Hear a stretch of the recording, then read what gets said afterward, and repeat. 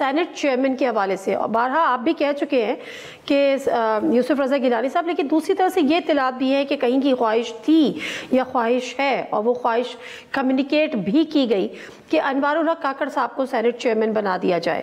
کیا Peoples party نے یہ کنوے کر دیا کہ ان کے لیے یہ پاسبل نہیں ہے اور یوسف رضا گیلانی صاحب ہی چیئرمین سینٹ بنیں گے؟ دیکھیں جہاں تک کسی کی خواہش تھی، خواہش تو کوئی بھی شخص کر سکتا ہے، اور کسی کی خواہش پہ پابندی نہیں لگائی جا سکتی. اگر خواہش کنوے ہوئی تو میری لیڈرشپ کو ہوئی ہوگی سر، میرے نالج میں نہیں کوئی ایسی خواہش کنوے ہوئی ہو.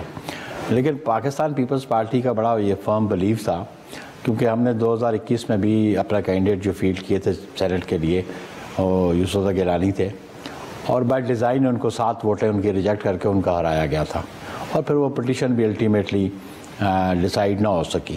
اور ابھی ایک پھر اپرچونٹی ہے، اور پاکستان پیپلز پارٹی سمجھتی ہے کہ وہ سینئر لیڈر ہے پاکستان پیپلز پارٹی کے، وائس چیئرمین ہے پیپلز پارٹی کے، فارمر اسپیکر ہے، فارمر منسٹر ہے، فارمر پرائم منسٹر ہیں، تو ایکسپیرینس ہے ان کے پاس.